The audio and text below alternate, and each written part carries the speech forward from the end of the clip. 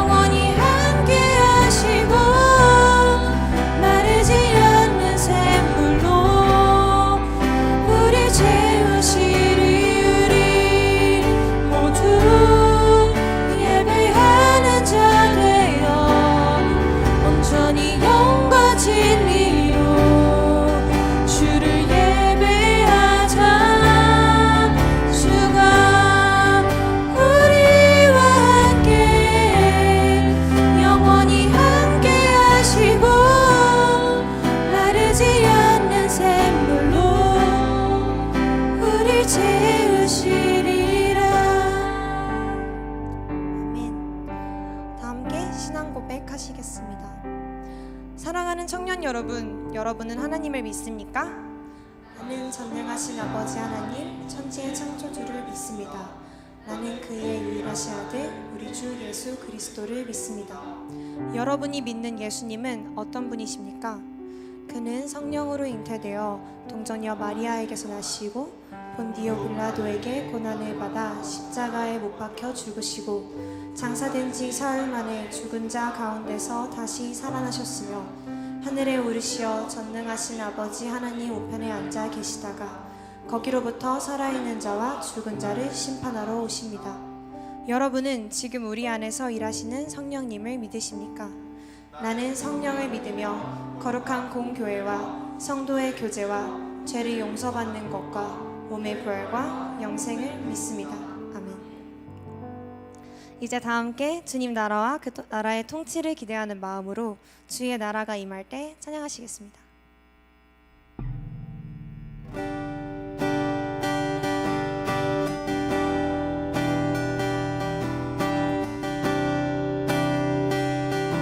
주의 나라가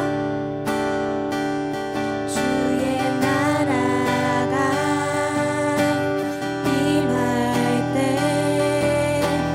하나님 임재하실 때 예배가 회복되며 기적은 일어나네. 전능하신 주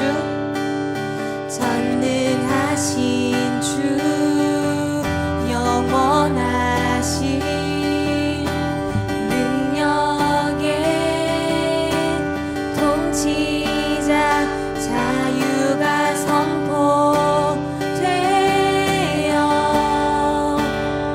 주 백성 돌아오네.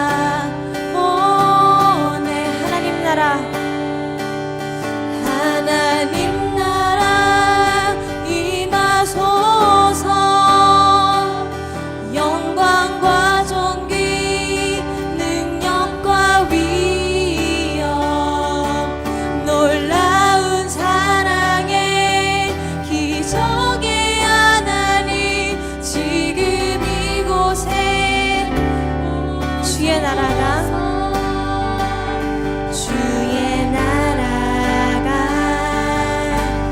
임할 때 하나님 임재하실 때 예배가 회복되며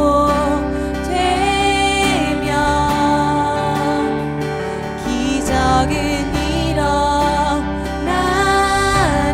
전능하신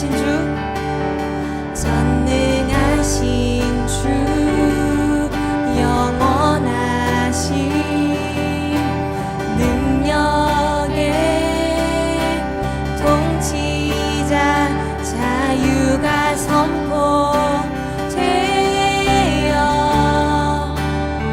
주 백성 돌아오네.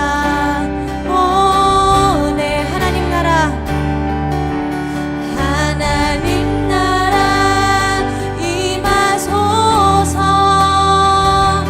영광과 존귀 능력과 위엄 놀라운 사랑의 기적의 하나님 지금 이곳에 오 하나님 나라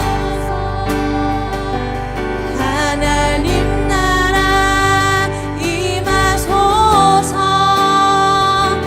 영광과 존귀 능력과 위엄 놀라운 사랑의 기적의 하나님 지금 이곳에 오소. 하나님 나라 임하소서.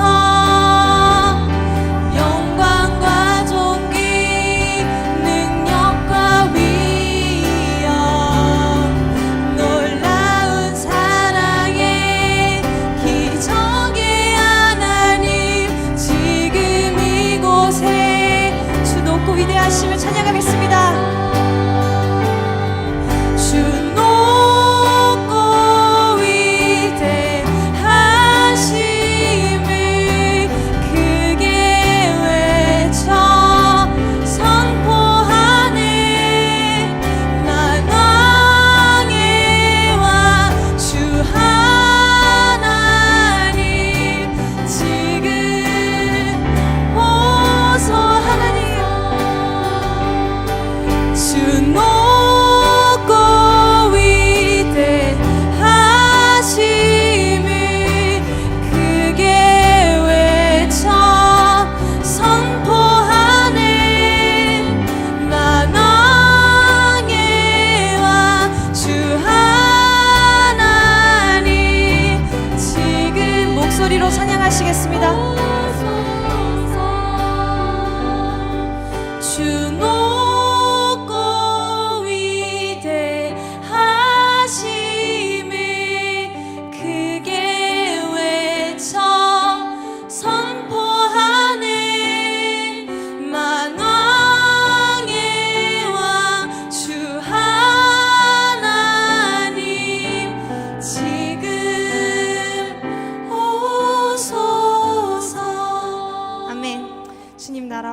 하시기를 소원하며 영광의 박수 올리시겠습니다. 하나님께서는 우리를 너무나 사랑하십니다. 그분께서는 우리를 너무나 사랑하심으로 우리에게 율법을 주셨습니다. 율법은 우리를 억압하기 위해, 차등하기 위해, 평가하기 위해 만들어진 것이 아닙니다. 율법은 하나님께서 우리를 너무나 사랑하심으로 우리를 선하게 하시기 위해, 보호하시기 위해, 새로운 시작을 주시기 위해 만들어진 것입니다. 그래서 이 시간 우리 하나님의 사랑과 그가 주신 율법을 사랑하는 마음으로 찬양하시겠습니다.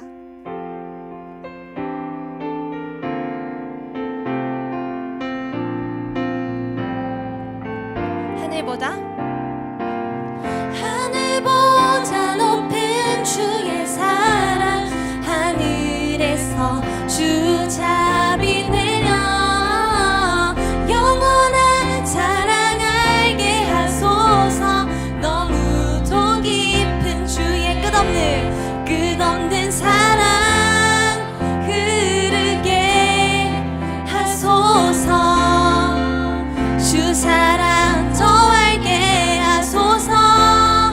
나에게 부소서. 끝없는 사랑 원합니다.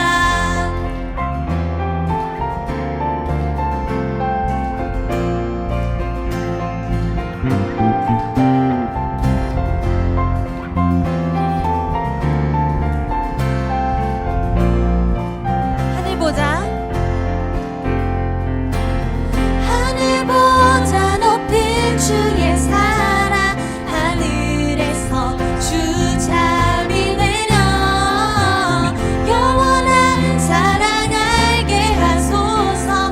너무도 하늘보다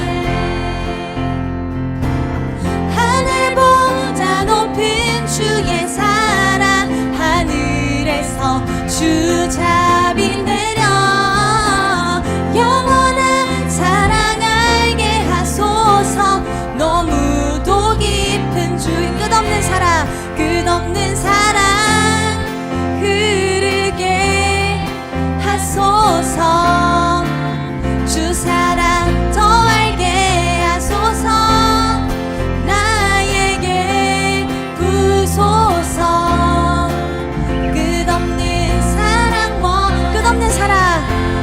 끝없는 사랑 흐르게 하소서. 주 사랑 더 알게 하소서. 나에게 부소서.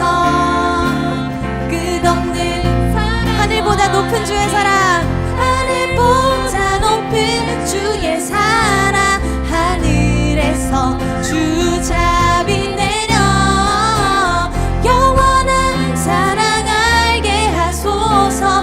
너무도 깊은 주의 끝없는 사랑 흐르게 하소서. 주 사랑 더 알게 하소서. 나에게 부소서. 끝없는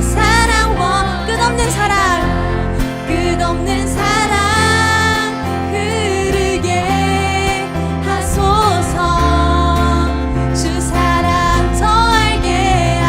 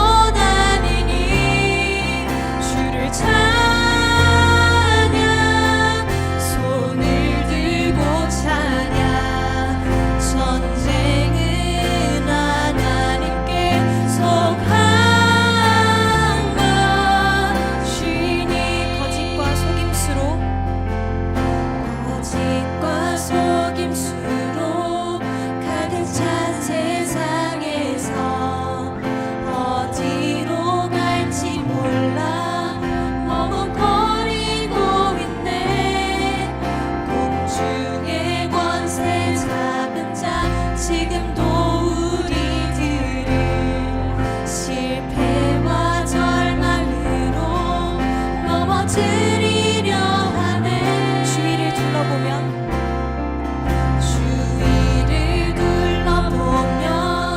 아무도 없는 듯 믿음의 눈을 들면 보이는 분 계시네. 지금도 내 안에서 역사하고 계시는 사망과 어둠의 권세 물리치신 예수님. 주를 찬양, 주를 찬양, 손을 들고 찬양. 전쟁은 나에게 속한 것 아니니. 주를 찬양,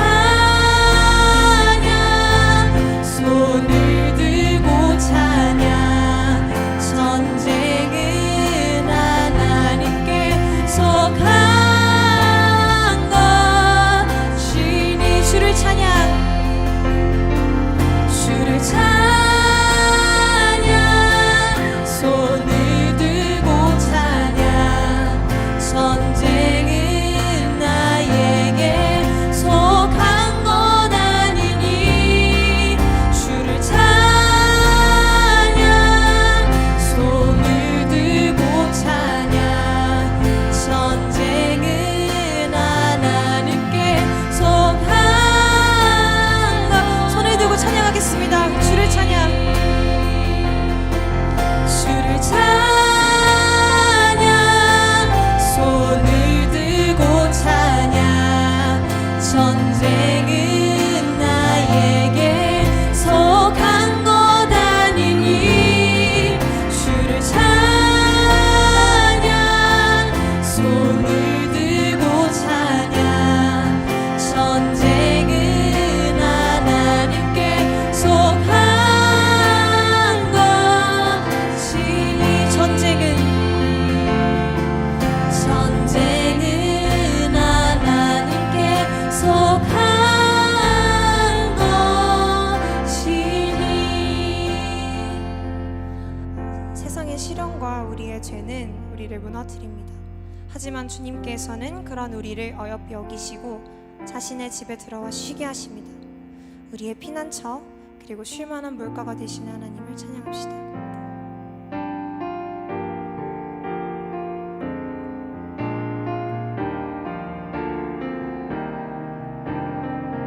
나의 피난처 예수, 나의 피난처 예수 의지해요.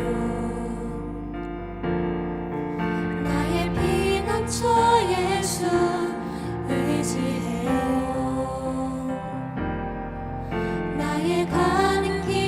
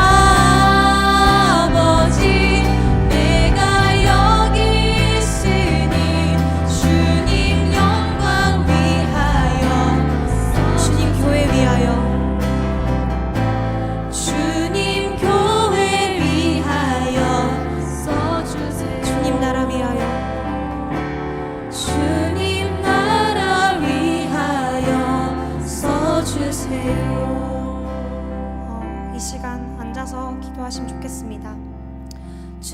주님만이 나의 도피성이자 피난처가 되십니다. 나를 보호하시고 새로운 기회를 주시는 주님을 사랑합니다. 주님을 사랑하듯 주님 나라의 통치와 율법을 사랑하기 원합니다.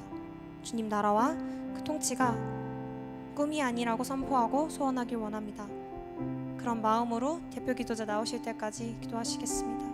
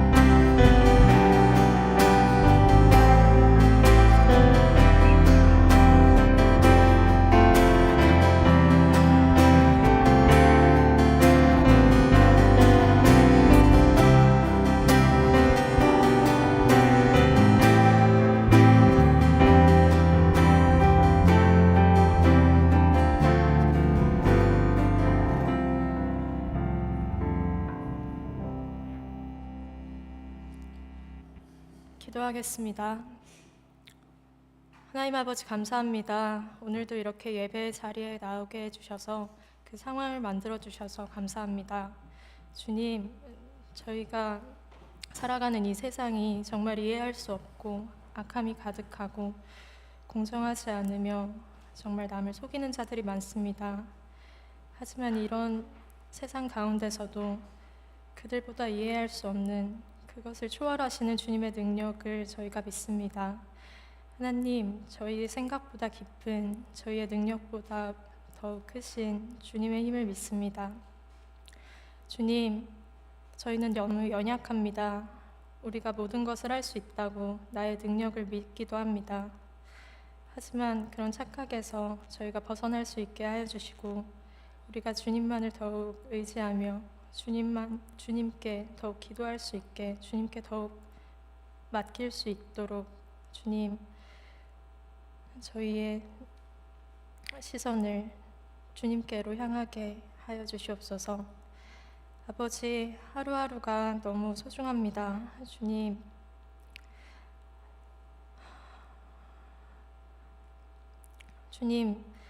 이 교회에서, 이 공동체에서 저희 주변에 허락하신 지체들이 있습니다.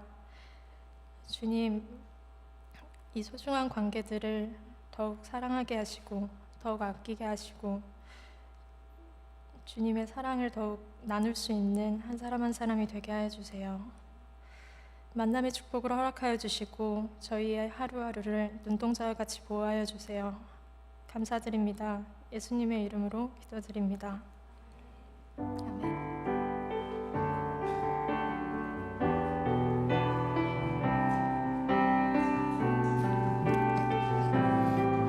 마음을 다하여 찬양하기 원합니다. 오늘 이 자리에 모인 우리 어린 양 예수 따라가는 무리 되게 하소서. 성령의 충만한 임재 안에 어둡던 우리는 밝아져서 주를 보게 하소서. 당신의 겸손함, 당신의 거룩함, 당신의 정직함 우리에게 보이사 내 안에 교만함, 내 안에 천박함, 내 안에 거짓대 모두 벗어버리고 어린 양 예수 따라가는 무리 되게 주옵소서. 아멘. 오늘 선포될 하나님의 말씀은 신명기 19장입니다. 좀 긴데요. 신명기 19장 1절에서 21절까지의 말씀, 우리 한 절 한 절 교독하도록 하겠습니다. 하나님의 말씀 받들어 읽겠습니다. 내 하나님 여호와께서 이 여러 민족을 멸절하시고 내 하나님 여호와께서 그 땅을 내게 주심으로 내가 그것을 받고 그들의 성읍과 가옥에 거주할 때에 내 하나님 여호와께서 내게 기업으로 주신 땅 가운데서 새 성읍을 너를 위하여 구별하고 내 하나님 여호와께서 내게 기업으로 주신 땅 전체를 세 구역으로 나누어 길을 닦고 모든 살인자를 그 성읍으로 도피하게 하라. 살인자가 그리로 도피하여 살만한 경우는 이러하니 곧 누구든지 본래 원한이 없이 부지 중에 그 이웃을 죽인 일, 가령 사람이 그 이웃과 함께 벌목하러 살림에 들어가서 손에 도끼를 들고 벌목하려고 찍을 때에 도끼가 자루에서 빠져 그의 이웃을 맞춰 그를 죽게 한 같은 것이니라. 이런 사람은 그 성읍 중 하나로 도피하여 생명을 보존할 것이니라. 그 사람이 본래 원한이 없으니 죽이기에 합당하지 아니하나 두렵건대 그 피를 보복하는 자의 마음이 복수심에 불타서 살인자를 뒤쫓는데 그 가는 길이 멀면 그를 따라 잡아 죽일까 하노라. 그러므로 내가 내게 명령하기를 새 성읍을 너를 위하여 구별하라 하노라. 내 하나님 여호와께서 내 조상들에게 맹세하신 대로 내 지경을 넓혀 내 조상들에게 주리라고 말씀하신 땅을 다 내게 주실 때 또 너희가 오늘 내가 너희에게 명하는 이 모든 명령을 지켜 행하여 내 하나님 여호와를 사랑하고 항상 그의 길을 행할 때에는 이 셋 외에 새 성읍을 더하여 내 하나님 여호와께서 내게 기업으로 주시는 땅에서 무죄한 피를 흘리지 말라. 이같이 하면 그의 피가 내게 돌아가지 않니라. 그러나 만일 어떤 사람이 그의 이웃을 미워하여 엎드려 그를 기다리다가 일어나 상처를 입혀 죽게 하고 이 한 성읍으로 도피하면 그 성읍 장로들이 사람을 보내어 그를 거기서 잡아다가 보복자의 손에 넘겨 죽게 할 것이라. 내 눈이 그를 궁휼히 여기지 말고 무지한 피를 흘린 죄를 이스라엘에서 제하라. 그리하면 내게 복이 있으리라. 내 하나님 여호와께서 내게 주어 차지하게 하시는 땅 곧 내 소유가 된 기업의 땅에서 조상이 정한 내 이웃의 경계표를 옮기지 말지니라. 사람이 모든 악에 관하여 또한 모든 죄에 관하여는 한 증인으로만 정할 것이 아니요 두 증인의 입으로나 또는 세 증인의 입으로 그 사건을 확정할 것이며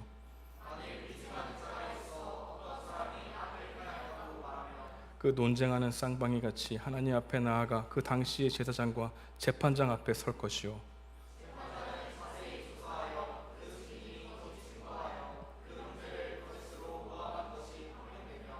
그가 그의 형제에게 행하려고 꾀한 그대로 그에게 행하여 너희 중에서 악을 제하라.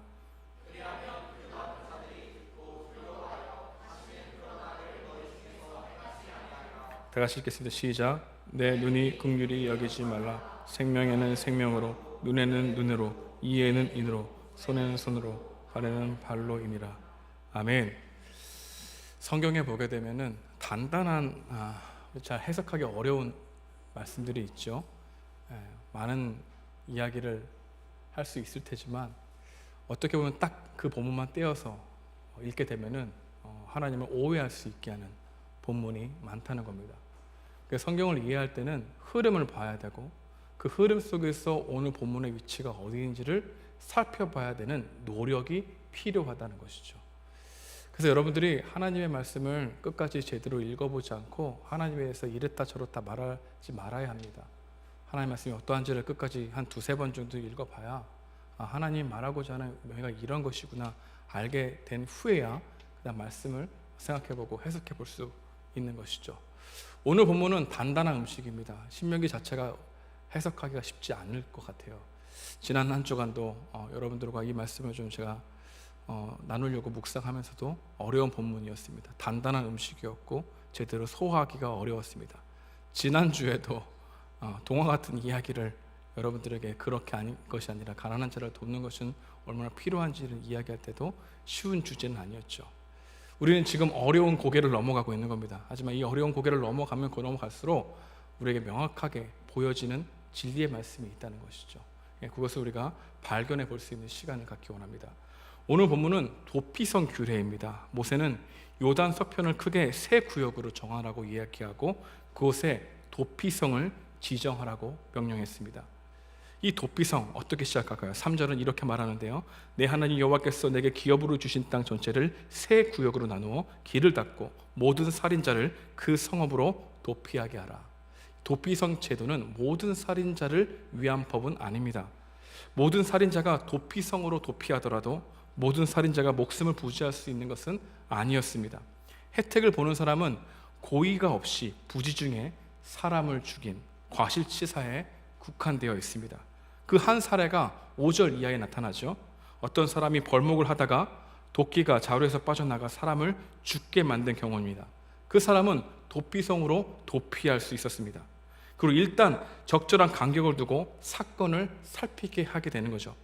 어떤 사람이 죽게 되면 그 가족들은 분노하지 않겠습니까? 사건을 제대로 확인해 보지도 않고 사람을 죽이려고 하는 게 인간의 본능 아닙니까? 여러분, 사람이 한 대 맞았으면 한 대로 돌려주는 게 사람의 마음일까요? 아니죠. 한 대 맞았으면 죽이려고 하는 게 사람 본능이죠. 그게 인간의 본능인데, 여러분, 여기에서 우리가 발에는 발, 이에는 이, 손에는 손, 그 말 자체가 우리는 볼 때 하나님은 복수심에 불타는 게 아니야? 라고 생각할 수 있지만 그런 게 아니죠. 인간의 본성을 보는 거죠. 여러분, 한 대를 맞았는데 한 대로 갚을 수 있게 되는 건 어쩌면 그건 굉장히 큰 희생이죠. 그런 모습 가운데 우리에게 이 사건을 살펴봐야 한다는 것입니다. 일단 적절한 간격을 두고 사건을 살펴보기 원한다. 그래서 피난처를 제공하는 겁니다. 한 가지 중요한 것은 실수나 사고로 사람을 죽이는 경우 가해자가 이 도피성 제도에 보호를 받아 죽음은 면하지만 이런 사실이 있다고 해서 결국 결백하다는 것은 아니죠. 이 사람들도 속죄와 속죄죄와 속건죄와 같은 죄를 해결해야 될 부분이 있었다는 것입니다. 하지만 과실치사도 죄이긴 맞습니다. 그러나 미리 계획한 살인과는 다르게 취급해야 된다는 율법의 취지가 도피성 제도였습니다. 오늘 설교 마지막에 여러분들 얘기하겠지만, 여러분, 제가 도피성의 규례를 자세하게 이야기하는 이유는 마지막 하나의 사건을 여러분들에게 강조하고 싶기 때문입니다. 그렇다면 왜 요단 서편 3곳과 나중에는 요단 동편 3곳 총 6곳에 도피성을 만들게 했을까요? 그 이유는 도피성이 한 곳에만 있으면 너무 멀어서 도주 중에 이렇게 죽은 자의 친족에게 붙들려 죽임을 당할 수 있기 때문에 여러 곳을 만든 거예요. 누구든지 쉽게 접근할 수 있는 위치에 있어야 되는 게 도피성이었습니다. 살인자가 도피성에 왔을 때 성에 있는 장로들이 상황의 설명을 듣습니다. 또 그들이 허락하면 성에 머물 수 있어요. 만약 도피성 장로들이 도망온 사람의 설명을 듣고 나서 좀 깨름직하다, 그 사람이 도피성에 머물러야 되는 일들이 설득되지 않을 때는 그 사람을 그 전에 있던 곳으로 돌려보내서 그가 흘린 피해에 대해서 응징을 받도록 해야 했습니다. 반면에 장로들의 설명을 듣고 허락했다면 도피성으로 도망온 사람들은 정식 재판에 회부되었습니다. 성경에 명시되고 있지는 않지만 경우에 따라 법정에 피해자들의 가족들도 증언할 기회를 주어서 쌍방의 의견을 충분히 고려했던 것 같습니다. 그리고 그 재판을 통해 그가 도피성에 머물러야 되는 타당한 이유가 인정되면 그는 도피성에서 지금 그 당시에 살아있던 대제사장이 죽을 때까지 그 도피성에서 머물러 있어야 되는 거죠. 일종의 감옥이었습니다. 대제사장이 죽은 다음에는 고향으로 다시 돌아가 가족들과 만날 수 있을 수 있었습니다. 그러나 대제사장이 죽지 않았는데 나와서 활보하다가 보복자에게 발각돼서 죽게 되면 책임을 물을 수 없게 되는 이 규례가 도피성 규례였던 것이죠. 하지만 대제사장이 죽은 후 고향으로 돌아온 사람을 죽이면 살인으로 간주했습니다. 그래서 시간이 지나면서 피해자의 가족들은 그 죽은 것을 받아들이게 하면서 동시에 과실치사로 도피성에 있어야 되는 사람들은 자신의 삶을 뒤돌아보면서 대제사장이 죽을 때까지 그 도피성에 있으면서 자신이 무엇을 잘못했는지 자신의 삶을 돌아보는 그런 모습들을 가질 수 있도록 근신할 기회를 가지게 되게 하는 것이죠. 이것이 도피성 규례였습니다. 자, 이제 이 이야기를 해보겠습니다. 왜 도피성 규례가 여기 있을까요? 그리고 이 도피성 규례와 함께 우리 오늘 21절까지 읽었는데, 하나는 거짓 증언하지 마라, 하나는 이웃의 재산을 탐하지 마라, 이 규례가 함께 나와 있는데, 이 이야기는 이 이야기를 지키는 이스라엘 백성들에 관한 이야기를 듣게 하기 위해서 이 말씀이 주어진 게 아닙니다. 이 말씀이 주어졌는데 나중에 보게 하겠지만 이 말씀이 하나도 이루어지지 않았다는 것을 말해주기 위해서 오늘 도피성 제도를 얘기한 것이라는 것 여러분들이 기억하고 한번 말씀으로 다시 한번 들어가 보도록 하겠습니다. 그렇다면 도피성 규례가 오늘 우리의 현실에 주는 메시지는 무엇일까요? 첫 번째로 우리가 하나님 입장에서 생각해 볼 때 우린 여기에서 도피성 제도를 마련하신 하나님의 마음을 배울 수 있습니다. 하나님께서 제일 먼저 도피성 계획을 언급하신 것은 이스라엘 백성들이 출애굽해서 시내 광야에 자리 잡았을 때입니다. 그리고 보다 자세하게 도피성 제도를 말씀하신 것은 이스라엘 백성이 가나안으로 가기 위해서 광야의 힘겨운 여정을 밟을 때 다시 한번 말씀하셨습니다. 그리고 오늘 본문 가나안 땅으로 들어가기 직전에 요단 동편에 있을 때 말씀하시죠. 3번이나 동일한 말씀을 반복해서 기록하고 있습니다. 하나님께서는 이스라엘 백성들이 아직 가나안 땅에 들어가지도 않았을 때 도피성을 세우라고 미리 명령하신 이유는 무엇일까요? 가나안 땅에 들어갔을 때 이스라엘 백성들이 겪게 될 공경에 대해서 이미 미리 잘 알고 계셨기 때문입니다. 그렇습니다. 하나님께서는 하나님의 백성의 공경을 미리 아십니다. 다시 말하면 인간의 연약함, 불완전함, 세상이 내 뜻대로 되지 않는 그 부분들, 실수들, 그런 것들로 인해서 사람들이 고통당할 것을 미리 알고 계셨다는 것이죠. 그래서 하나님께서는 하나님의 백성들의 공경을 피할 수 있도록 길을 예배해 주셨다라고 하는 레슨을 하나 배울 수 있다는 겁니다. 우리는 도피성을 주시는 하나님을 통해서 피할 길을 예배해 주시고 생명을 소중히 여기시는 하나님을 만나게 되는 것이죠. 오늘 찬양을 할 때 우리 은희가 마지막 나의 피난처 예수 그 찬양을 하지 않았습니까? 저 그 찬양을 할 때 왜 나는 이거 생각하지 못했지? 그래서 저는 찬양을 마지막 설교 후에 찬양을 세상 유혹 시험이로 했는데 그 찬양 듣고 바꿨습니다. 아니다. 오늘은 이거야. 그렇지, 맞지. 도피성처럼 그냥 제도 이게 불구하지만 이게 신약으로 가게 되면 우리의 피난처가 되시고 오히려 수없이 많은 죄를 지음에도 불구하고 우리를 용납하시고 용서하신 하나님의 사랑이 있지 연결시키는데 그리스도 중심적으로 연결이 되더라고요. 그래서 오늘 설교 후의 찬양은 나의 피난처 예수였습니다. 피할 길을 주시는 하나님. 여러분, 그 말씀을 적용해 볼 수 있죠. 하나님이 피할 길을 주신다. 이게 우리의 첫 번째 레슨일 수 있습니다. 두 번째로 도피성 규례가 오늘 우리에게 현실에 주는 교훈이 있다면 도피성 규례는 공의와 정의를 사랑하시는 하나님을 알게 한다는 겁니다. 도피성 규례는 죄를 상대적으로 가볍게 여기는 규례가 아닙니다. 도피성 규례는 처벌의 남용을 막은 도시에 처벌에 대한 불공평을 방지하기 위한 것이지 죄 지은 자에 대한 벌을 받지 않게 넘어가기 위해서 주어진 것이 아니라는 것을 기억해야 합니다. 우리는 부지 중에 사람을 죽게 만든 사람의 억울함까지도 헤아리시는 하나님이라면 고의적으로 사람을 죽게 만든 사람의 죄를 절대 가볍게 여기지 않는다는 것을 깨닫게 하기 위해서 도피성 제도가 주어졌다는 걸 기억해야 한다는 거죠. 부지 중에 지은 죄, 그 사람을 도피하게 해서 정말 정의와 공의롭게 판단할 수 있게 기다리시는 하나님의 공의라면 의도적으로 짓는 죄를 범한 사람들이 그의 죄에 대한 대가를 받게 하기 위해서 하나님은 공의와 정의롭게 심판하신다는 겁니다. 여러분, 이 말씀을 기억하는 게 너무 중요해요. 제가 설교 마지막으로 여러분들을 끌고 갈 겁니다. 지금 계속해서 끌고 가려고 하고 있는 거예요. 공의와 정의를 위해서 주어진 이 도피성 제도를 악용하는 일이 이스라엘 백성들 가운데 일어났다는 겁니다. 모든 이스라엘 백성들은 하나님의 법 앞에 평등했습니다. 그래서 이 제도는 이스라엘 백성뿐만 아니라 그들 중에 사는 이방인들에게도 동일하게 적용되었습니다. 그 어떤 자도 돈으로 모면할 수 없었고 힘으로 죄를 벗어날 수 없었습니다. 고의로 죽은 죄가 있다면 그 죄를 반드시 대가를 치러야 했습니다. 힘이 곧 정의가 되는 세상에서 도피성은 공의와 정의를 사랑하시는 하나님의 섬세하신 마음을 더 잘 알게 해준다는 거죠. 그래서 우리는 이런 하나님의 율법을 공부하면서 알게 되는 것이 하나가 있는데, 공평과 정의는 윤리적인 덕목이 아니라는 것입니다. 하나님이 세상을 다스리시는 원칙이라는 사실을 우리에게 알려주는 것이죠. 그래서 이것을 도피성 제도를 통해서 하나님 마음을 조금이나마 이해할 수 있도록 우리에게 지금 열어주시는 것이죠. 지금은 여러분들이 공의와 정의로운 세상에 대해서 갈망하고 원하고 있지만, 여러분들이 공의와 정의롭지 않을 판단을 할 위치에 올라갔을 때 여러분들은 이 말은 여러분들에게 우습게 들릴 겁니다. 여러분, 20대에 힘과 권력이 있습니까? 여러분, 20대 여러분들에게 사람을 명령해서 사람들을 이렇게 죽일 수 있는, 죽인다는 것은 진짜 실제적으로 육체적으로 죽는 게 아니라 감정적으로 죽여버릴 수 있는 그런 위치에 있습니까? 그렇지 않죠? 근데 여러분 40대 50자가 돼보십시오. 여러분은 여러분들의 그 영광의 무게를 견디어야만 되는 세상에 맞춰지게 될 것입니다.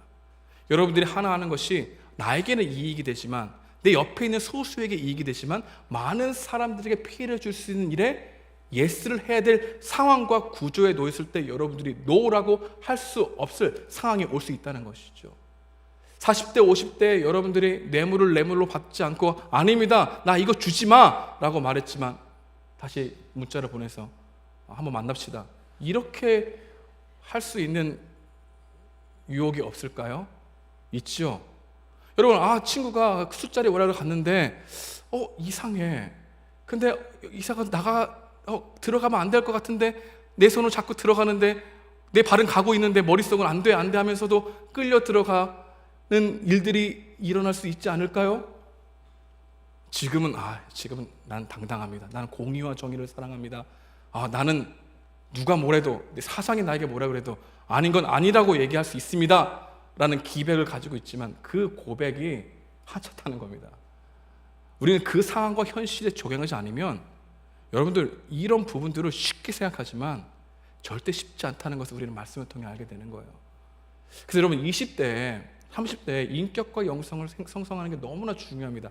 말씀을 읽고 묵상하면서 정말 이게 그러한가라고 끙끙 앓면서 묵상하려고 하는 노력이 없으면 여러분 40대, 50대 되면은 세상의 풍조에 그냥 휩쓸려 버리게 됩니다. 근데 우리는 20대, 30대에 어떤 노력을 합니까? 우리는 스펙을 쌓기 위해 열정을 내죠. 이걸 가지고 있어야 돼. 이것이 나의 인생을 바뀔 수 있다고 생각해. 여러분, 바꿀 수 있습니다. 높은 자리에 올라갈 수 있어요. 근데 그 자리를 유지할 수 있는 힘은 20대, 30대에 만들지 아니하면 여러분들은 철저하게 무너지게 된다는 것입니다. 여러분, 인격과 영성이 벼락치기로 됩니까? 여러분, 인격과 영성이 여러분들 시험 전날에 공부한다고 됩니까? 여러분, 인격과 영성을 성형으로 할 수 있어요? 없죠. 우리 20대부터 이렇게 공의와 정의로운 것에 대해서 계속해서 생각하고 묵상하고 나라면 어떻게 했을까라는 고민들이 우리 가운데 치열한 고민이 없다면 우리는 40대, 50대 되면은 눈을 감아버리는 것이 됩니다. 그래, 이 세상은 어둡지. 그래, 나는 하나님의 말씀을 읽는 종교적인 열심히 하면 되지. 점점 이원론 쪽으로 살아가면서 세상에 일어나고 있는 일어나지 않는 공의와 정의롭지 않음에 대해서 눈을 감아버리죠. 그러다가 그 공의롭지 않는 것에 딱 한번 걸렸을 때 억울해하고 힘들어하고 좌절하는 그런 모습이 여러분과 저의 모습이 아닐까요? 그래서 여러분 20대에 너무 공부에만 여러분 몰두하지 마십시오. 사람을 대하는 방식, 공의롭게 대하거나 정의롭게 대하거나 아닌 걸 아니라고 얘기하면서 당신과 나 사이에 적당한 거리를 유지하면서 그 적당한 거리가 어디까지 있는가 깊이 생각해 보면서 내가 저 사람을 받아들이지 못하는 게 정말 그것 때문인가? 이 문제 때문인가? 아니 그 깊은 곳에는 내가 저 사람을 싫어하고 있는 마음 때문이 아닌가? 항상 생각하면서 여러분들이 공의로운지 정의롭지 않은지 함께 살펴봐야 한다는 것을 알 수 있습니다. 세 번째로, 이 도피성 기도가 우리 현실에 주는 교훈이 있다면 이 법은 상대방이 나와 동일하게 소중한 존재라는 메시지를 생각해 보게 됩니다. 여러분, 이 도피성, 부지중에 죽인 자에 대한 공감을 할 수 있죠. 오히려 그게 좀 더 우리 마음 가운데는 내가 그 상태에 있을 때는 쉬울지도 모릅니다. 근데 죽은 건 죽은 거잖아. 그치? 아니야? 맞잖아, 그죠? 제가 이번에 아버지가 그 경찰서를 제가 한번 갔다 왔는데 자전거 전용 도로에서 뒤에서 쳤어. 그래가지고 아버지가 전에 말했던 것처럼 병원에 입원하게 됐잖아, 그죠? 근데 그 사람에 대한 용서를 해야 되는 마음이 있어야 되잖아. 근데 그 사람이 나타나지도 않아. 보험서만 나타나.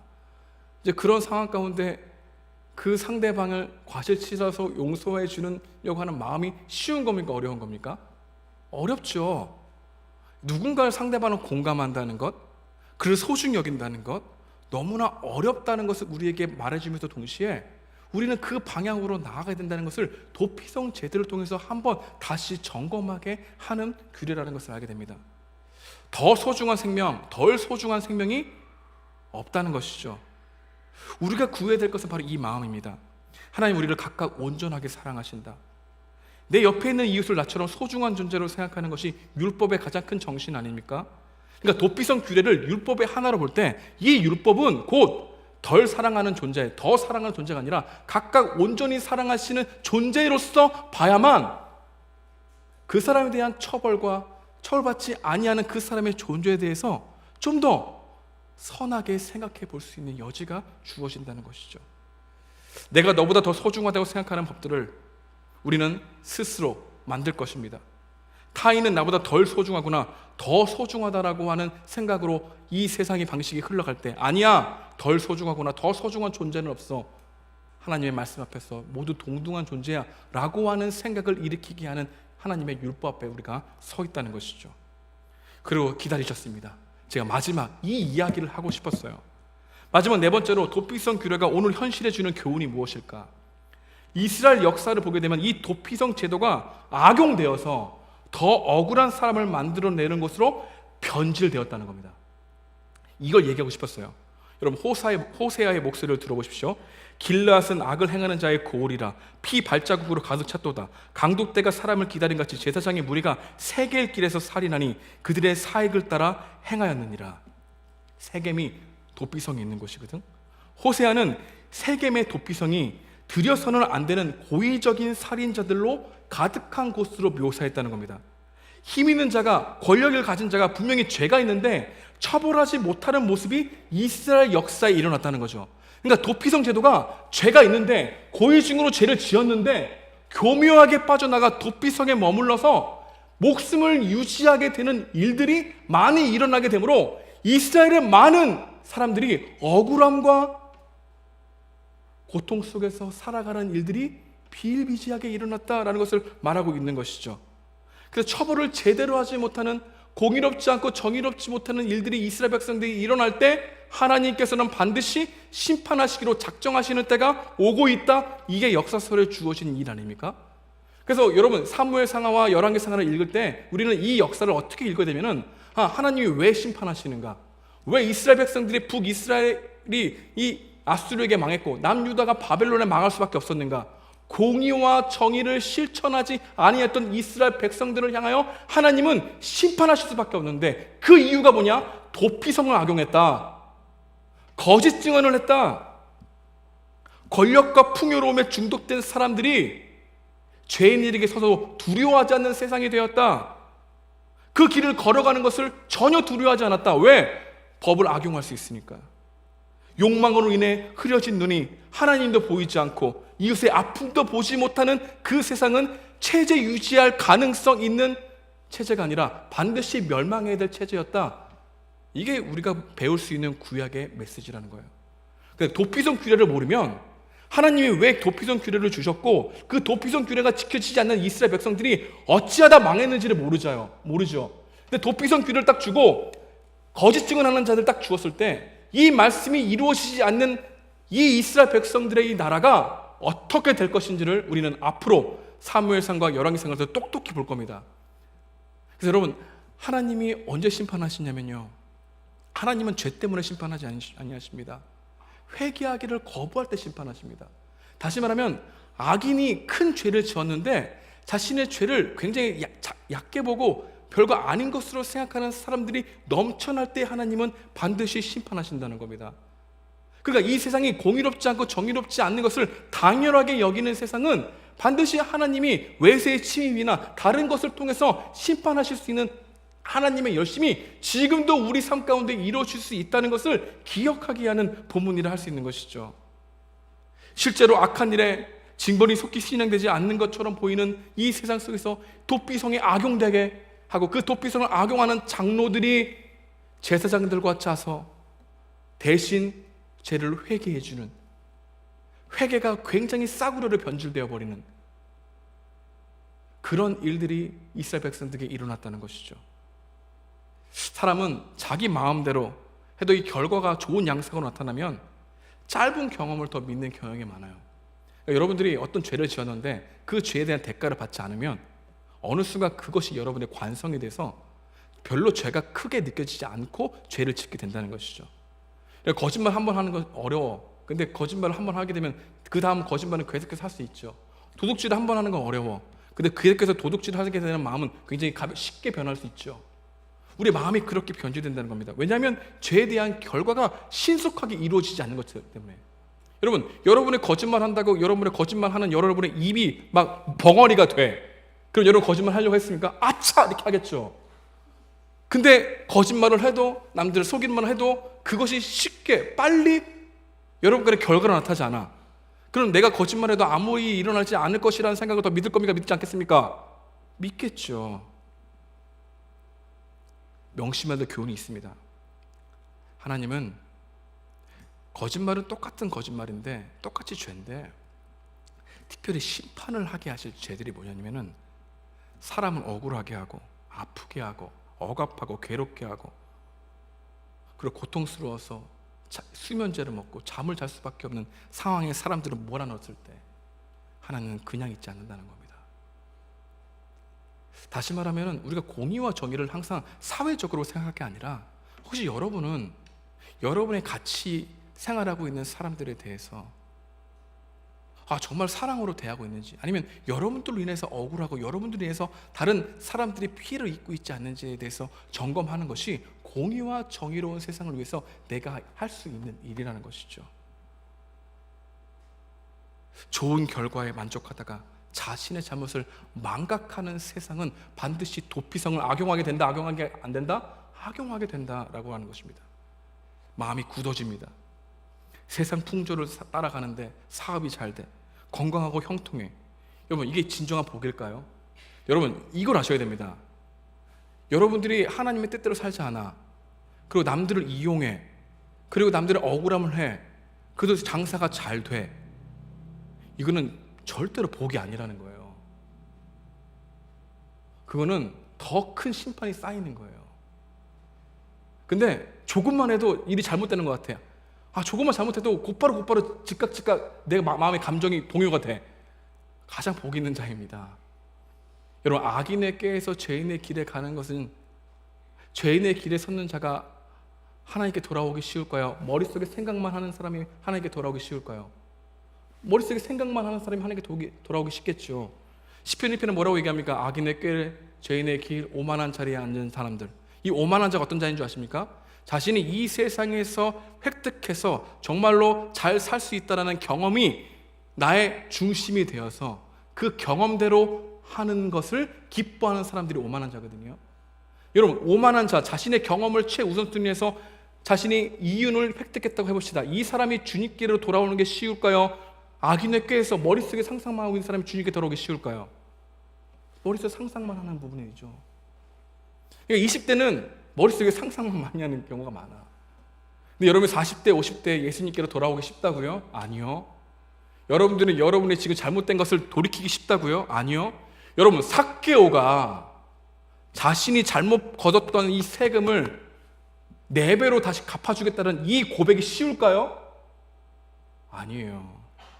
성경은 뭐가 복이라고 얘기합니까?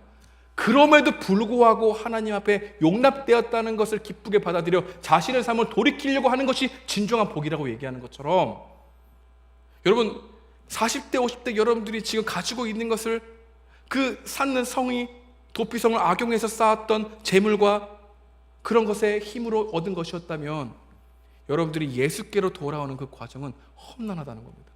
아니면 하나님의 특별한 은혜가 아니면 돌아오지 못할 가능성도 크다는 것이죠. 여러분, 이 말씀을 잘 들어보십시오. 이제 이 이야기라고 마칠 텐데요. 이 도피성 제도가 악용되어 있을 그 가장 어두운 시절이 아합과 이세벨이라고 하는 사람이 통치할 때입니다. 가장 어두웠던 시절인데 가장 강력한 선지자가 있었어. 엘리야 선지자. 그 엘리야 선지자는 가장 독소를 쏟아냈어요. 그러니까 하나님께서 대항할 수 있는 선지자를 준 거지. 그래서 이세벨과 이 아합의 이야기가 성경에 굉장히 많이 나와 있는데, 열왕기상에 그 중에서 나봇이라고 하는 사람이 가지고 있는 포도원을 이 아합 왕이 너무 갖고 싶었던 거야. 겨울 왕국을 짓고 싶었어. 근데 그 겨울 왕국의 완성이 나봇의 포도원을 가질 수 있어야만 자기가 생각했던 것을 완성시킬 수 있는 거야. 근데 이스라엘의 땅은 함부로 빼앗을 수 없거든. 그래서 나봇을 부릅니다. 내가 돈을 다 줄 테니 나에게 이 땅을 달라. 근데 나봇은 뭐라고 얘기하냐면 이 땅은 조상들로부터 온 땅입니다. 제 땅이 아닙니다. 그래서 우리는 하나님 말씀 때문에 땅을 팔 수 없습니다. 얘기했습니다. 그것을 모든 것을 알고 있던 이 아합, 어찌할 바를 몰라 침대에 가서 울고 있었어요. 괴로워하고 있었어요. 어떻게 하면 저 땅을 뺏을 수 있을까 고민하고 있었어요. 그때 그의 아내 이세벨이 아합에게 옵니다. 왕이여, 왜 그렇게 근심하나이까? 아합 왕이 잘 얘기하잖아요. 자존심 상하니까. 근데 아합 왕이 내가 겨울 왕국을 하고 싶은데 이 나봇이 포도원을 받을 수 없어서 말을 흐리는 겁니다. 자신이 옳지 않다는 걸 알고 있으면서도. 근데 이 말은 왜 하는 겁니까? 나는 지금 이스라엘의 왕이니, 그리고 이스라엘 자유농민들이 얘가 이것을 빼앗을 때 많은 사람들이 일어나서 나를 욕할 것 같으니 나를 대신해서 이 나봇의 포도원을 빼앗을 사람이 혹시 당신이 되어주지 않겠습니까? 그래서 온 거야. 그러니까 사람들은 자신이 피를 묻히지 않고 남에게 피를 묻히면서 빼앗으면서 자신이 정당하고 합리화하기를 원하는 마음을 아합을 통해서 잘 그려준 거지. 이세벨은 당찼습니다. 그래서 이세벨은 그 성에 사는 장로들을 불러서 내가 이 땅이 이스라엘 왕의 땅으로 만들려고 하는데 너희들은 거짓 증언을 해라. 근데 이스라엘 백성들이, 그 이스라엘 장로들이 그 힘의 무게에 두려워서 나봇이라는 이 사람과 잘 지내는데 불구하고 거짓 증언을 하게 됐어요. 그래서 나봇이 죽게 됐어. 돌로 쳐 맞아서. 그래서 그 피가 울고 있다는 이야기를 성경에 나와 있는 거야. 근데 이럼에도 불구하고 이 거짓 증언하는 사람은 죄를 받지 않았어. 어디로 도망갔을까요? 도피성으로 도망갈 수 있었어. 누가 죽인 겁니까? 거짓 증언으로 죽인 거잖아. 근데 도피성은 그들의 은신처가 되고 안신처가 됐어. 끝까지 그들을 지켜줬어. 공의와 정의가 말라버린 이스라엘 백성들은 더 이상 존재할 가치가 없다. 그래서 하나님께서는 아수르라고 하는 강대국을 통해서 북이스라엘을 망하게 하시려고 하는 그 이야기를 하시는 거야. 근데 망하게 하시는 이유가 그냥 망하게 하시는 게 아니야. 반드시 회복에 대한 약속을 하셨어. 그루터기처럼 공의와 정의가 너희들에게 없다는 것을 정말로 뼈저리게 느껴서 다시 하나님 앞에 나오려고 하는 이 사람들을 통해서 내가 다시 재건하겠다라고 하는 약속을 허락하시고 이스라엘 백성들을 아수르에게 멸망당하게 했죠. 그 이유가 뭡니까? 도피성이 악용되었기 때문이에요. 올바른 공의가, 정의가 성취되지 않았기 때문이지. 여러분, 우리가 여기서 배울 수 있는 게 뭘까요? 하나님은 우리가 생각하고 상상하는 것보다 훨씬 더 공의로우시고 정의로운 일에 관심이 많으신 하나님이라는 겁니다. 하나님은 죄를 미워하시지만 죄인에게 긍휼을 베푸시지만 그 긍휼을 베푸실 때에도 세심하게 한 명 한 명 각각 온전하게 사랑하시기 원하시는 하나님이라는 것이죠. 우리가 오늘 배울 수 있는 교훈이 있다면 제도가 최선이 될 수 없다는 겁니다. 여러분, 제도는 언제나 최악을 면하게 해줍니다. 최선은 우리가 복음 중심적으로 하나님의 통치와 다스림을 우리 작은 일에서 소중히 여길 때 20대, 30대 여러분들이 인격과 영성을 꾸준히 계속해서 하려고 하는 노력이 있을 때 40대, 50대에서 여러분이 넘어지지 않을 수 있는 힘이 조금이나마 생겨나게 된다는 것이죠. 여러분들이 공의와 정의를 정말로 사랑하신다는 하나님을 믿고 있다면 그래도 이와 같이 공의와 정의를 소중히 여기고 힘쓰는 삶이 되어야 될 줄 믿습니다. 그때나 지금이나 인간 세상에 지배하는 원리는 공의가 아닙니다. 옳음이 아닙니다. 힘이 지배하는 세상입니다. 플라톤의 국가에 나오는 이 트라시마커스는 정의는 강자의 이익이라고 얘기했습니다. 이익이란 말은 편의로 바꿀 수 있죠. 돈 있고 힘 있는 사람들이 법을 자기 구미에 맞게 바뀌게 한다는 것이죠. 하나님은 이처럼 공의가 무너진 세상을 큰 일을 통해서 바로 잡으려고 하시는 하나님이 일하실 수도 있지만 그리스도를 믿고 공의와 정의를 사랑하시는 하나님을 알고 있다는 이 청년들의 삶 속에서 억울한 사람을 만들지 않으려고 하는 작은 노력을 통해서도 하나님의 공의와 이 정의는 우리 공동체 내에서 이루어질 수 있다는 것을 우리에게 보여주고 알려주고 싶으신 것이죠. 그래서 우리는 좋은 게 좋은 게 아니라 옳은 게 좋은 것이라는 것을 항상 인식해야 합니다. 우리가 이런 용기를 내기 위해서는 말씀에 귀를 기울여야 되죠. 말씀은 우리 귀에 듣기 좋은 소리가 아니라 우리가 듣고 싶지 않을 때에도 들어야 하는 하나님의 말씀을 알려줍니다. 알면서도 올바른 길로 가지 않는 사람들을 생각하며 성경은 우리에게 계속해서 쓴소리를 해준다는 겁니다. 그 쓴소리가 복된 소리인 줄 믿습니다. 주님의 말씀을 가까이 해야 공의와 정의를 사랑하게 된다는 이 말씀을 믿으십시오. 주의 말씀을 멀리하고 세상 풍조에 가까이 되게 되면 우리는 반드시 억울한 사람의 아우성을 그냥 지나쳐 버리는 둔감함이 커져가게 될 것입니다. 정의적 판단에 무관심하게 지게 될 것이고, 우리는 이웃의 아픔에 공감하지 않을지도 모릅니다. 오히려 무시하고 내 일이 아니야라고 선을 그을 수도 있는 것이죠. 여러분, 이 세상에 지금 공의와 정의가 이루어지는 것처럼 보입니까? 이게 여러분과 관련된 일이 아니라고요? 아닙니다. 여러분 기억하십시오. 여러분과 공의와 정의롭지 않은 선택을 할 때가 반드시 옵니다. 노 해야 되는데 예스 할 수밖에 없는 여러분의 그 마음 가운데 여러분 스스로가 그렇게 말하는 것을 미워하는 때가 옵니다. 지금부터 주의 말씀을 통해서 작은 일에 노를 배우고 이걸 아니라고 배우고 맞으면 맞다고 고백할 수 있도록 하나님 우리의 마음을 만져드리기 위해서 기도해 주십시오. 그 여러분, 제가 옳은 길로 가지 않을 때 노, 지금도 잘하고 있어 내가 볼 때는 노라고 얘기해 주셔야 됩니다. 아닌 거 아니라고 얘기해 줘야 됩니다. 근데 우리 애들 잘하는 것 같습니다. 더 잘하면 나 속상할 것 같아. 아니야, 더 잘해줘야 돼. 장난이고요. 그래서 여러분, 이런 기도를 꼭 드리십시오. 오늘 마지막 결론인데요. 주님, 제가 사회생활을 하게 되는 상황이 오게 될 겁니다. 공의롭지 않고 정의롭지 않은 판단을 할 때가 올 거고, 이웃의 아픔을 눈 감아야 될 때가 올 때도 있습니다.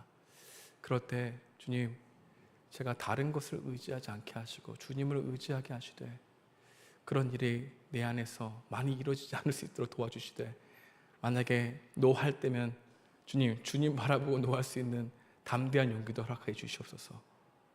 이 기도가 여러분과 저의 기도가 되기를 주님의 이름으로 축복드립니다. 왜 아멘이 안 돼? 안 돼? 여기서? 아멘입니다. 우리 함께 찬양할게요.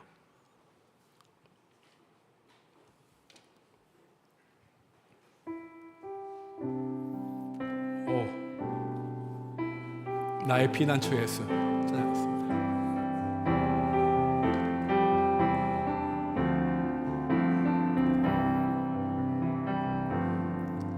나의 피난처 예수 의지해요. 나의 피난처 예수 의지해요. 나의 가는 길에 거센 바람 몰아쳐와도 나의 피난처 예수 의지해요. 아멘. 나는 영원히 주님 사랑해요. 나는 영원히 주님 사랑해요. 세상 어떤 것도 나의 사랑 끊을 수 없네. 나는 영원히 주님 사랑해요. 아바 아버지 나를 사랑하시니 나의 모든 것 주께 드려요. 아바 아버지 내가 여기 있으니 주님 영광 위하여 써주세요. 다시 처음부터 나의 피난처 예수 의지해요. 아멘. 나의 피난처 예수 의지해요. 나의 가는 길에 거센 바람 몰아쳐와도 나의 피난처 예수 의지해요. 나는 영원히 주님 사랑해요. 나는 영원히 주님 사랑해요. 세상 어떤 것도 나의 사랑 끊을 수 없네. 나는 영원히 주님 사랑해요. 아멘. 아바 아버지, 아바 아버지, 나를 사랑하시니 나의 모든 것 주께 드려요. 아바 아버지, 내가 여기 있으니 주님 영광 위하여 써주세요. 한 번 더. 아바 아버지, 아바 아버지, 나를 사랑하시니 나의 모든 것 주께 드려요. 아바 아버지, 내가 여기 있으니 주님 영광 위하여 써주세요. 이 시각에 기도하기 원합니다. 우리가 오늘 배울 수 있는 것은 공평과 정의, 공의와 정의는 윤리적인 덕목이 아니라 하나님이 세상을 다스리시는 원칙이라는 것입니다. 이것을 기억하게 하시고 정의를 물같이, 공의를 마르지 않는 강같이 흐르게 하시는 하나님의 열심을 갈망하게 하옵소서라고 기도했으면 좋겠습니다. 날마다 넘어지지만 언제나 새롭게 시작할 수 있는 은혜를 주시기를 원한다는 마음을 도피성 제도를 통해 우리 묵상하게 되었습니다. 죄에서 넘어지는 우리를 언제나 새롭게 시작할 수 있도록 힘을 주시는 하나님을 의지하고, 날마다 사단은 우리를 참수하여 고소하지만 그럴 때마다 십자가의 사랑을 기억하고 담대히 주님 앞에 나아가 회개하고 돌이킬 수 있도록 기도했으면 좋겠습니다. 또한 정의가 공의로가 이루어지지 않는 이 세상의 다양한 이야기를 들을 때 하나님 그것을 아파하게 하시고 기도하게 하시고 먼저 간절히 기도하면서 그 사건에 대해서 더욱더 자세히 살필 수 있는 마음도 허락해달라고 기도했으면 좋겠습니다. 그리고 무엇보다 우리 주위에 억울하고 힘들어하는 지체들이 있다면 우리가 그냥 침묵하고 방관하는 자세가 아니라 함께 공감하면서 적극적으로 아닌 걸 아니라고 이야기할 수 있는 용기도 우리 삶 가운데 허락하게 해달라고 기도했으면 좋겠습니다. 우리의 인격과 영성은 지금 드러나지 않지만 40대 50대에 분명히 드러날 줄 믿습니다. 하나님, 그때를 위해서 지금부터 준비할 수 있는 다니엘의 세 친구처럼 마음을 지킬 수 있고 마음을 정할 수 있는 우리들이 되게 해달라고 함께 기도하기 원합니다. 함께 기도하시겠습니다. 하나님 감사합니다. 하나님, 우리 말씀을 통해서 아무리 다양한 이야기를 해보았습니다. 도피성제도 어려운 말씀이고 힘든 말씀이기도 합니다. 그럼에도 불구하고 하나님, 부지중에 지은 죄를 경험한 우리 사람들을 긍휼을 하시고 은혜를 주시는 것도 알게 하시면서 동시에 하나님 고의적으로 살인하는 것을 얼마나 미워하시고 아신다는 것을 더욱더 깊이 깨닫게 하시며 감사합니다. 하나님, 공평과 정의는 윤리적인 덕목이 아니라 하나님이 세상을 다스리시는 원칙인 것을 기억하게 하시고 정의를 물같이 공의를 마르지 않게 강같이 흐르게 하시는 하나님의 열심을 갈망하게 하옵소서. 날마다 넘어지지만 언제나 새롭게 시작할 수 있도록 은혜 주시기를 원하신다는 하나님의 마음을 도피성 제도를 통해서 묵상하게 됩니다. 죄에서 넘어지는 우리에게 언제나 새롭게 시작할 수 있도록 힘을 주시옵시고 실패와 절망을 그대로 버려두지 않으시는 하나님의 말씀을 듣게 하시니 감사합니다. 도피성 제도를 주시는 것만큼 하나님께서 은혜와 긍휼을 베풀어 주시옵시고 또한 새롭게 나갈 수 있는 힘을 허락해 주신다는 이 메시지를 복음으로 받아들이고 하나님 더욱더 나갈 수 있는 저들 될 수 있도록 도와주셔서 힘내게 도와주셔서 역사하여 주셔서 주여 함께 하시고 원합니다.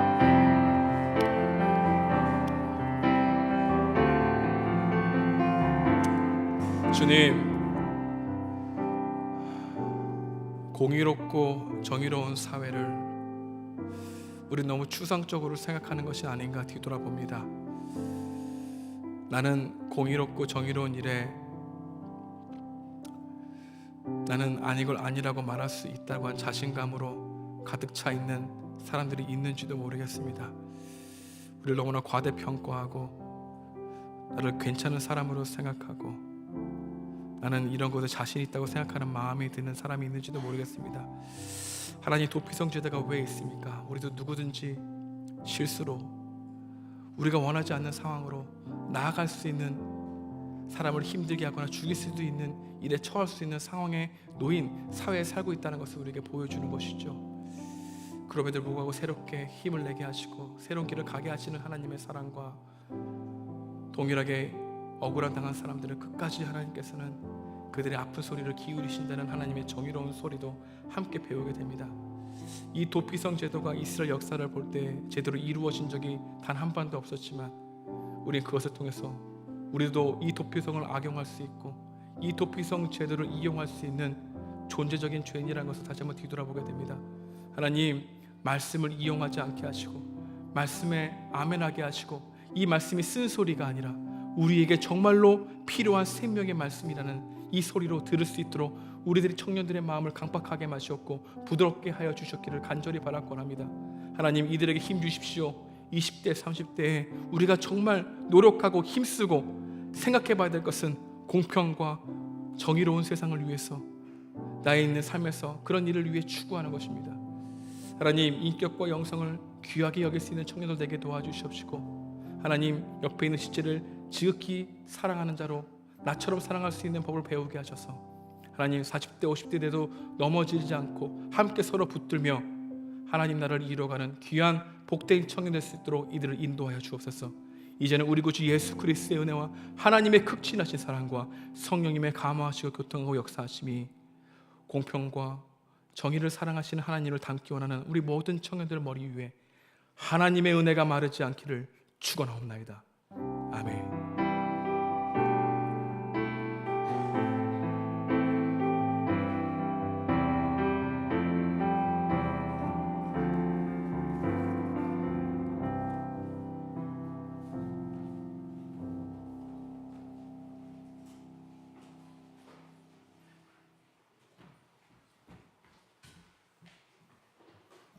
네, 안녕하세요. 저희 주일 광고하기 전에 특별 광고가 하나 있어서 나오실 때 큰 박수로 맞아주시면 감사하겠습니다.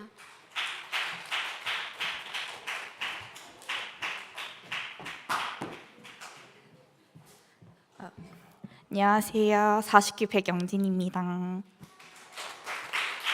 이제 다름이 아니라 이제 금요 저희 찬양 집회를 늘 이제 오후 8시 반부터 진행을 하고 있는데요.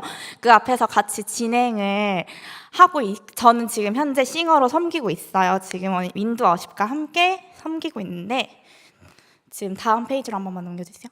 지금 현재 윈드 워십이랑 함께 할 찬양팀을 모집을 하고 있습니다. 저희가 윈드 워십에 들어가는 게 아니라 윈드 워십과 함께 금요 예배를 같이 찬양으로 인도하실 찬양팀을 모집을 하고 있고요. 지금 모집하고 있는 인원은 일단 제일 급한 게 여자 싱어가 제일 급하고 그 다음에 남자 싱어 그리고 각 세션별로 지금 현재는 급하게 필요한 건 아니지만 어쨌든 섬기고 싶은 마음이 있으신 분이 계시다면 저한테 연락을 해주시면 되시고요. 아니시면 각자 가족장에게 말씀해 주시고 저한테 전달해 주시면 될 것 같고요.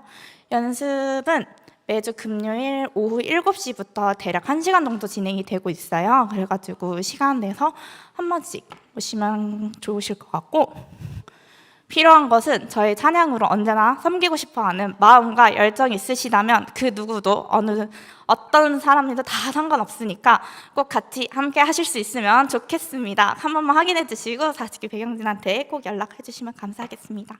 감사합니다.